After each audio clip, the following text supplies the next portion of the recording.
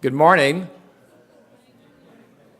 My job is to call the assembly to order.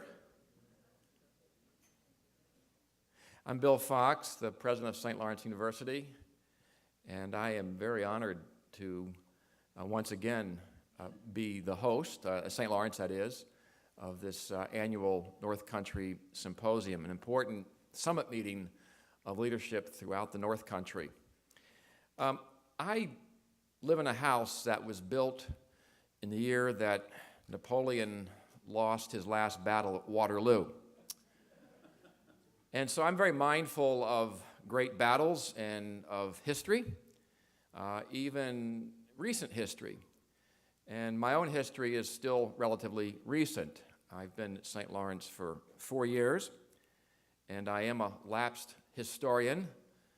And historians, of course, study change, and so I'm always, as Darwin said about his own genius, noting change is the most important thing in a scholar's life. And so in terms of the economy and society and communities and the political environment, I would say in my 4 years I have many differences I can certainly note. And I would, just from my own perspective of higher education, place a marker here before you, knowing that today's theme has to do with education in general. And I would just ask a rhetorical question for you to think about as context, and that is, how has higher education become different over the last 4 years? Not just here in the North Country, but also throughout the nation. And there are three things I would suggest to you in my perspective. First, and you would know this, the scrutiny and the criticism from the media and from political office holders has never been more intense on American higher education than it is today. And that intensity has grown significantly in the last 4 years. Last fall, Time magazine had a cover story called, "Is College Worth It?" A few years ago, that was not a question that anybody would pose. It was a self-evident, sui generis answer. And so we're under a magnifying glass that is growing in its scrutiny and intensity. The second thing is there is an irony, of course, in that kind of criticism, and that is that the demand for international students and that market has now exceeded the levels that were in existence before 9/11, which was a watershed moment for all of us in American society. And so for higher education, and particularly those of us in the North Country, I would just signal that diversity is going to be our destiny. And finally, the business model of higher education, despite those skeptics, and they're thinking that it hasn't made significant radical changes, the business model has changed dramatically in the last 4 years. Let me just mention two things. The public institutions, and we have two in our community, and if we add Jefferson to the mix and North Country Community Colleges to the mix, and even Paul Smith's, there are 7 of us. But the public institutions once counted on 75% of their support from state capitals, from the taxpayers. Today across the nation, that state support for public universities has diminished to something under 40%. And in Virginia, it's only about 15%. And that has been a huge shift, which has also caused for double-digit increases in state tuitions. And from the private perspective, in St. Lawrence, it represents, I think, a typical story. The source of our operating revenue in the last 4 years has gone from 64% dependency on students and families to 74%. That's in 4 years. The needle has changed that much. Harvard University, which once had an endowment of $39 billion, last year increased its student tuition revenue by 5% because it had to. So the climate for higher education in the nation and here in the North Country has moved dramatically in the last 4 years.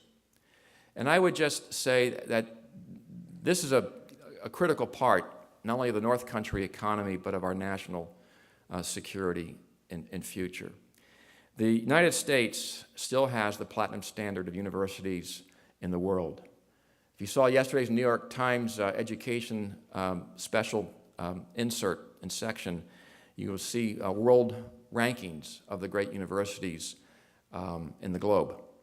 And the United States had 8 of the top 10 in all categories. And yet, today's the Boston Marathon. And Bill Rogers won that race as an American runner 4 times. And I think there's a potential parable in the marathon that we're running in higher education, because an American will not contend today in that race for the laurel wreath. So things can move very quickly in the climate we're in. I'm confident that the discussions today will not only add to my knowledge, but also my confidence that we in the North Country have a depth of wisdom and a great spirit of pragmatism to solve our challenges and problems. Welcome to campus. It's great to have you here. As I tell my students, be smart, have fun.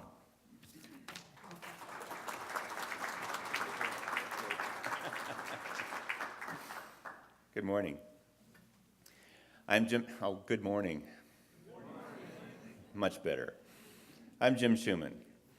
It's been my honor to be the chair of the Symposium Steering Committee for the last 11 years, ever since it was first instituted. I'm also a professor of education here at St. Lawrence, and so it's particularly important, I suppose, that I would be standing here today. Bill is right. It's the Boston Marathon. It's the first real day of spring. It's going to be of 60 today. It's tax day. And it's the first day of the new testing in the state of New York using the Common Core standards. And so as a consequence, what we've done is we've actually set this up so that there will be reading comprehension tests on that material we sent out to you folks on Friday. Those tests will be given at 11:30 this morning, and if you don't pass, you can't have lunch until you do pass them, so you'll have to retake them. Any table which has less than 80% pass rates will be declared that they will need improvement before they can have lunch. Okay. A couple of general statements. First of all, welcome to our North Country Symposium. Second, just so that we can be official here, you can see where the exits are. There's exits above and exits here. Please take note of where your nearest exit is in case there's some kind of horrendous thing that might happen. Also, the restrooms are both upstairs. Cell phones, how many people have their cell phone on right now? Would you please turn them off? I'm just turning mine off. Okay, let me give you a quick tour of your registration packet. It's thin this year. You'll notice there's a bright yellow form, which is the evaluation form. You're not allowed to leave unless you filled this out. We also have just information about the symposium. And I think that it's worth pointing out a few things in that ivory-colored sheet for a moment.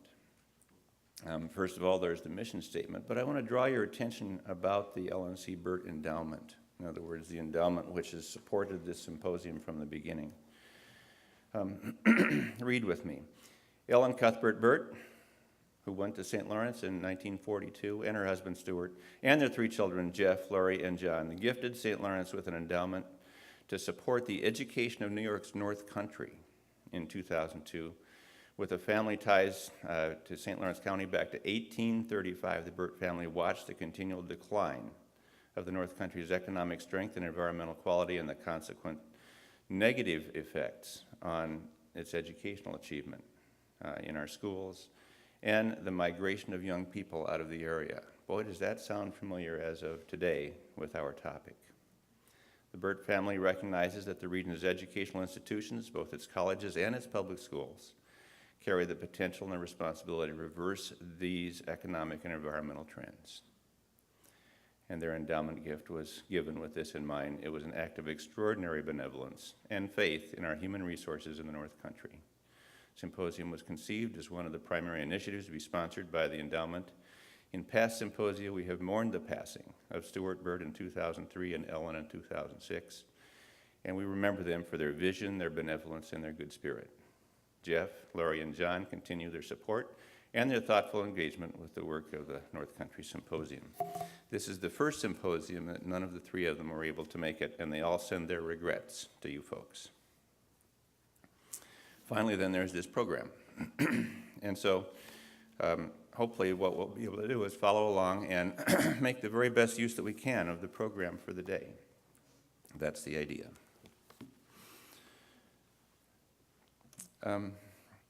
Just briefly, as long as you're looking at that manila colored sheet, you can see the names of the people who are also on the steering committee.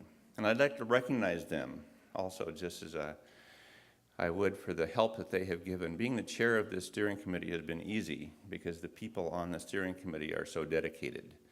And they are the ones who have actually put this entire thing together. And so to those of you who are on the steering committee, my thanks. Please stand up for a second so people can say hello to you. There they are.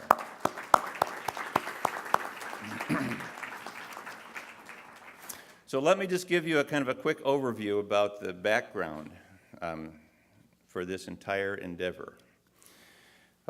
If you look up here, you'll see is this graphic organizer of all the things that we think about when we think about the symposium, because this is a chance to be able to step back 10 yards and take a broad view of where we stand and what our possibilities are. And all of those different things lead to the possibilities for a sustainable North Country. Today's topic on education is obviously an important one. So basically what we all know is that these are not necessarily good times for education. There are great problems that our public schools face. You've just heard from President Bill Fox what kinds of problems the institutions of higher education face in the North Country. And as a consequence, we are coming together literally as people from the North Country who have to take this on ourselves and try to figure out how we can make some progress. We began this symposium 11 years ago with the work of Michael Shuman. No relationship to me. An attorney, and an economist, and a writer from Washington, D.C., who wrote this book on the left called Going Local. And the entire symposium, in an effort to promote sustainability, has really focused on how it is that we as a local community can solve our own problems. The book on the right there was written by Michael Shuman after he was the first keynote speaker here. And there's actually an entire chapter devoted to the North Country Symposium and the work of the people of St. Lawrence County in addressing some of their local issues. You might want to read those sometimes if you haven't. Here's what Michael Shuman told us in the first symposium. He says there's a multiplier effect for thinking locally. And what it really means is that the assets, and think about this carefully, that the assets that we have, if we can keep them here, will promote our wealth, our income, our employment, and for that matter, the quality of our lives. And so if you think about people being one of the primary assets that we have, how can we keep them here? One of the biggest problems I think that we see is the possible loss of this particular asset among our young people, and for that matter also others that might be threatened with the possibility of leaving because they can't manage a valuable work life, a valuable educational life for their children, all those kinds of things that might cause the loss of the human asset. Obviously, the financial assets are the same. Every time that we allow money to leave our county or leave our region and go somewhere else, we don't have it to reinvest. Here are some of the things then that we can use to enhance our local region. Analyze the demographics of the area, identify the assets that we have, identify and plug those leaks. And plugging leaks is an interesting concept when you think about it. How is it that we can stop losing those local assets and keep them here? By promoting going local, certainly, by monitoring how we're doing, and then obviously adjusting what we do as a consequence. Michael Shuman also told us where we spend our money. If you think about the way that your monthly incomes disappear, all those things are included. And that just simply comes from the Bureau of Economic Analysis, the USBEA, as sectors, what they call economic sectors of our spending. My challenge for you folks today is to figure out how many of those topics there relate to education. And I think that you will see that a whole bunch of them do.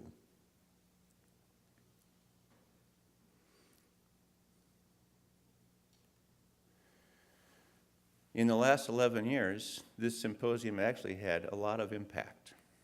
We can't say that it's the symposium itself which has actually made all of these things happen. But without the symposium, especially when it began, I don't think that many of them would have happened with the amount of robustness that we've seen since then.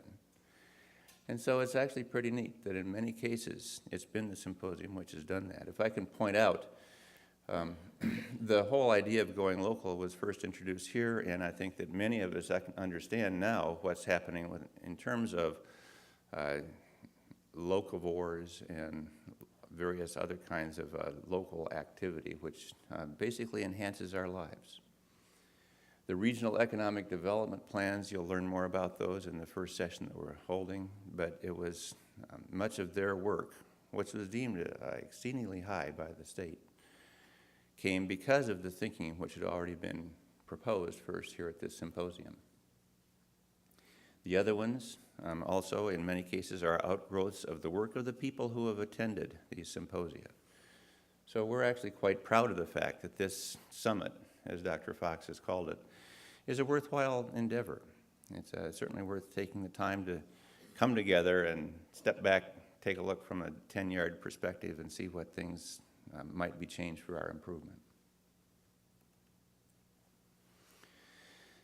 This graphic is actually the goals which have been set by the steering committee of the North Country Symposium. In other words, all those things combined are worth our effort. And in fact, the fact that they are interrelated is important. And so this symposium really does seek to look at the interrelationships between all these different kinds of factors.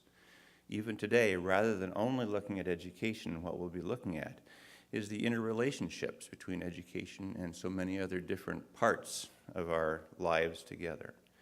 You'll notice that when Dr. John Sipple, our keynote speaker, talks about that, he will mention that in many different ways. And so that's what our topic is for the day.